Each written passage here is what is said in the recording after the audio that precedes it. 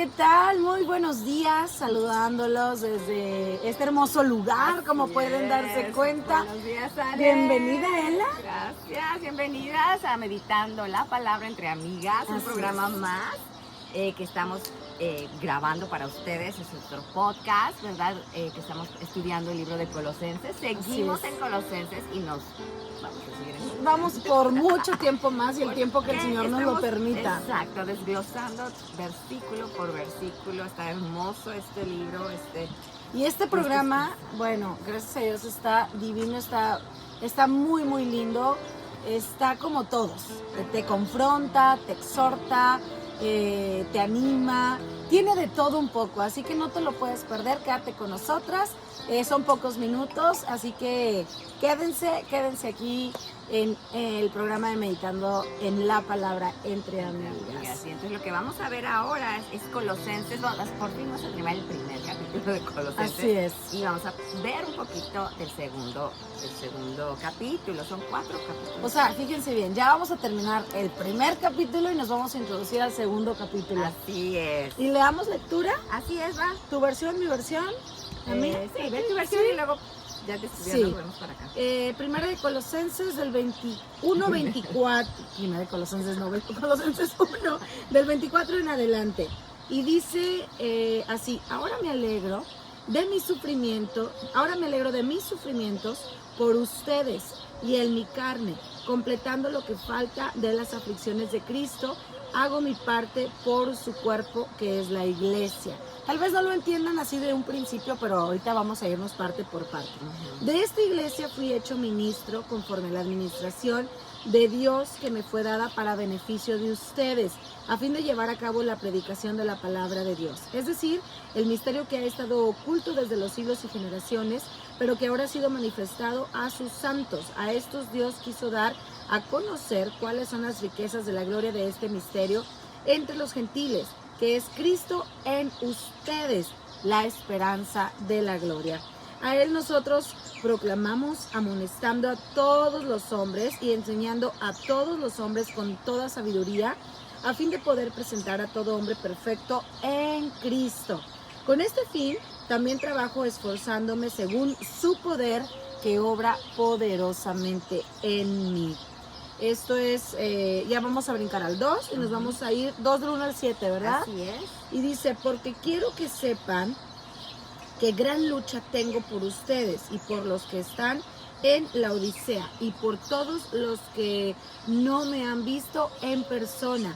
Espero que con esto sean alentados sus corazones y unidos en amor alcancen todas las riquezas que proceden de una plena seguridad de comprensión, resultando en un verdadero conocimiento del misterio de Dios, es decir, de Cristo, en quien están escondidos todos los tesoros de la sabiduría y del conocimiento.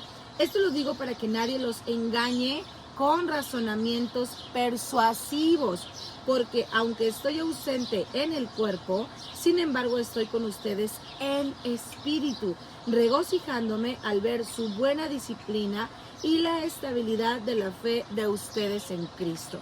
Por tanto, de la manera que recibieron a Cristo Jesús el Señor, así anden en Él, firmemente arraigados y edificados en Él y confirmados en su fe, tal como fueron instruidos, rebosando de gratitud. Pues aquí tenemos encerrados muchísimo Del misterio de Cristo, ¿verdad? y que hemos visto Así es, ¿no? Con el día a día de estos podcasts y otros estudios. Y vemos como este misterio, ¿verdad? Este misterio le está también hablando de sus sufrimientos, ¿no? Pero no sufrimientos como pensamos nosotros, de, ay, ¿cómo sufro? No, sufrimiento de que dentro de ese sufrimiento de predicarles la palabra y la verdad acerca de Cristo a ellos, ¿verdad? Que estaban invadidos por las filosofías mundanas de la cultura, como hoy en día, pues lucha, pero en Cristo Él está animándolos y proclamando la palabra de Cristo. Lo que pasa es que yo quiero entender aquí que Pablo, no sé si estoy en lo correcto, Ela, tú dime. Pablo, al momento de predicarles la palabra, pues el Señor también lo confrontaba a él, ¿no? El Señor también le exponía su verdad, y eso también te causa, cuando cuando te equivocas en otras ocasiones, pues dices, el Señor también me está hablando a mí y también duele. Sí, ¿cómo Duele, no? pero con gozo, porque estás en la verdad de Dios, estás Y Él te sabiendo. confronta, pero Así para es, bien. Así es. Exacto. Entonces, mira, vamos a desglosarlo ahora sí, ¿no? Pablo es un ministerio, su administración. ¿Qué es ser ministro? ¿Te acuerdas que habíamos platicado? ¿Qué es Sí. ministro? ¿Qué es? Es ser un siervo del Señor, ¿no? Es es alguien que sirve, alguien que está en servicio, alguien que es un sirviente, Exacto.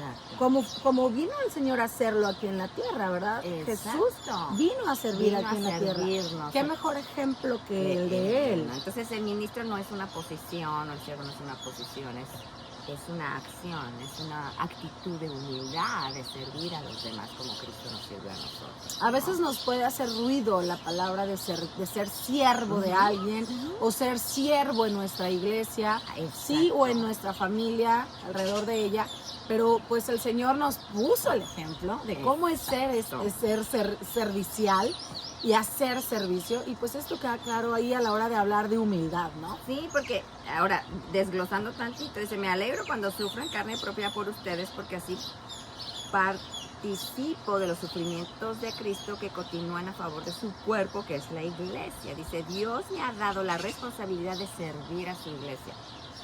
Y ese llamado lo tenemos ¿qué? Todos, Absolutamente todos, tú y yo. Todos Nosotras tenemos y ustedes. ese llamado de servirnos los unos a los otros.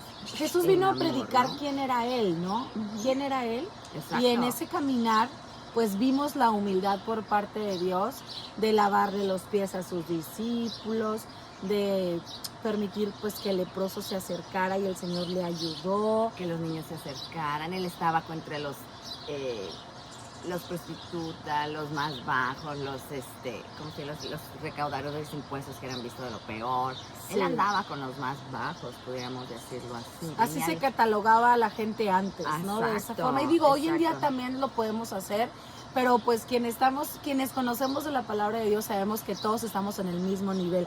Todos estamos, tengo aquí por aquí escrito, todos estamos llamados para proclamar la verdad de Dios. Exacto. A evangelizar, dice, llamados en nuestra iglesia, como decías ahorita, como decía Ese Pablo, es nuestro llamado, a servir, ¿verdad? A servir en donde estás. Pero ¿qué mensaje vamos a dar, Ela? ¿Cuál es este Exacto. mensaje del que se está hablando? Entonces, ¿Cuál es el misterio el misterio? que se Entonces, a mí mantuvo me en secreto? encanta. Porque así se llama el programa, el misterio del misterio. Exacto. Este mensaje se mantuvo en secreto durante siglos ¿Es 1.26? y generaciones. Pero ahora se dio a conocer al pueblo de Dios. ¿Quién era el pueblo de Dios? A los judíos. Pues él quería que su pueblo supiera las riquezas y la gloria de Cristo también son para ustedes. Ahí ya les está hablando a los gentiles, a los que no son judíos, eso significa nosotros, que se abrieron las riquezas, que se abrió lo que estaba escondido en el Antiguo Testamento, ¿no? En la historia de los judíos estaba escondido ahí y que ahora se ha revelado. ¿Y cuál es ese misterio? Es Cristo vive en ustedes. O sea, parte de este misterio es entender, y es eso precisamente, cómo el Espíritu Santo sería revelado. Porque acuérdense que yo lo entiendo así. Primeramente, pues Dios creó todo, ¿no? Dios es nuestro creador, el creador del cielo y de la tierra, de lo que vemos y de lo que no vemos, ¿verdad? Y luego vino a cumplir estas profecías por parte de Dios, Jesucristo. Así es. Pero en medio de esto había un misterio. Que estaba escondido, que era precisamente el Mesías. El Mesías. Pero, ¿cuál era este misterio? O sea, este misterio es increíble porque ¿quién es el que nos da vida nueva? ¿Y cuándo tenemos vida nueva? Cuando aceptamos que somos pecadores y que necesitamos un Salvador. Y entonces venimos y nos rendimos a Cristo. Y cuando lo proclamamos a Él Dios, Cristo es Dios, y que venimos en el arrepentimiento por nuestros pecados, entonces nos sella con su Espíritu, es el Espíritu de Cristo el que mora en nosotros. Entonces aquí Pablo le está diciendo, sí, el Espíritu Santo vive en ustedes, pero el Espíritu del Padre y el Cristo es el mismo. Entonces Cristo en ustedes, que ese es el gran misterio. Entonces vemos que en los tiempos antiguos este secreto, pues estaban los antiguos profetas y los que creían que venía el Mesías estaban buscando, estaban esperando a ese Mesías.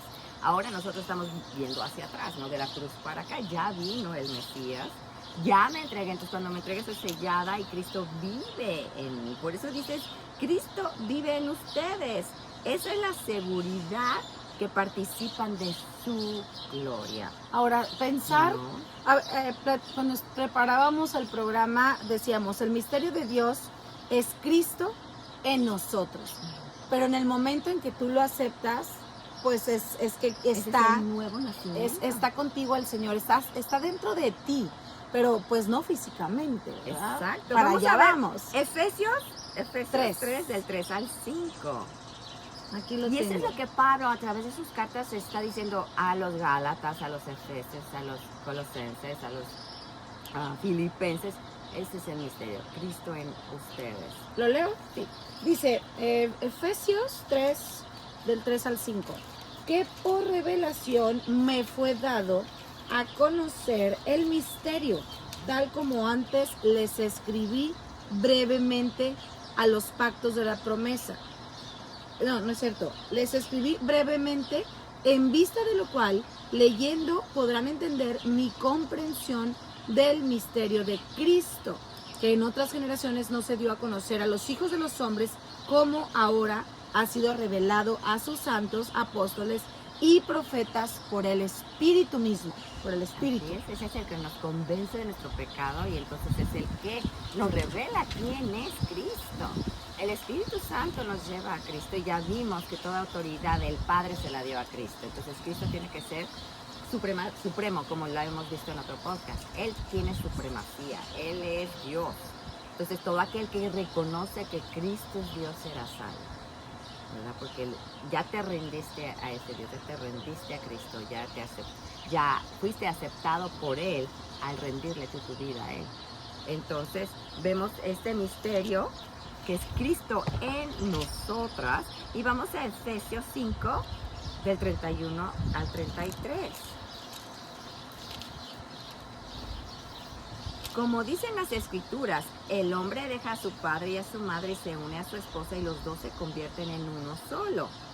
Eso es un gran misterio, pero ilustra la manera en que Cristo y la iglesia son uno.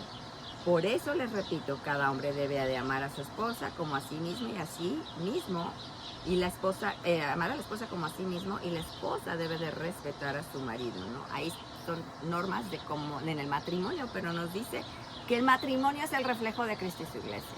Eso lo hemos dicho también en otros programas y creo que ha quedado claro. Cuando entendemos esto, el matrimonio es una institución que creó el Señor. No se creó en esta sociedad porque a alguien se le ocurrió, no. Esa institución, por así llamarla, la creó Dios pensando Él en poner el gran ejemplo de su relación con la iglesia. Exacto, ¿Sí? ¿no? Entonces, Él es el y ese es el esposo otro y la iglesia es la novia y se Exacto. convierte en la esposa, ¿verdad? Entonces vemos aquí también cómo Cristo desde un principio todo ya lo tenía planeado, ¿no? Desde Génesis hasta por el Apocalipsis todo te lleva a Cristo. Apunta al Señor. Apunta al Señor, ¿no? Para la iglesia, yo tengo por aquí, Cristo es el esposo que se entregó a su esposa, ¿no? La iglesia. Así es. Por eso nosotros que somos la iglesia, pues ¿qué debemos hacer? ¿Cómo debemos comportarnos? ¿Qué tenemos que hacer? Recibirlo, Somos los que debemos servirlo. confiar en quién, en Cristo y asentarnos en Él. Nuestra vida esté asentada en Cristo, que sea dirigida por Él, que yo pueda estar arraigada a Él, no a esas filosofías, no a esas creencias, no a lo que me dijeron mis antepasados o mis también, abuelos, ¿no? mis bisabuelos, que ellos lo vivieron de esa forma. Todos somos individuales y todos tenemos la misma oportunidad. Y más si tú lo estás escuchando justo ahora, es el Señor hablándote a ti y diciéndote, a ver, yo soy Dios y soy el único que existe y tu gloria y tu alabanza debe de ser para mí, dice el Señor, ¿no? Para Él, exactamente, ¿no? Y Cristo y Padre y Espíritu Santo es uno. Así es. Son tres personas, pero es uno. Y eso es otro misterio. Nos podemos ir Entonces, a vamos Romanos. a Romanos 16.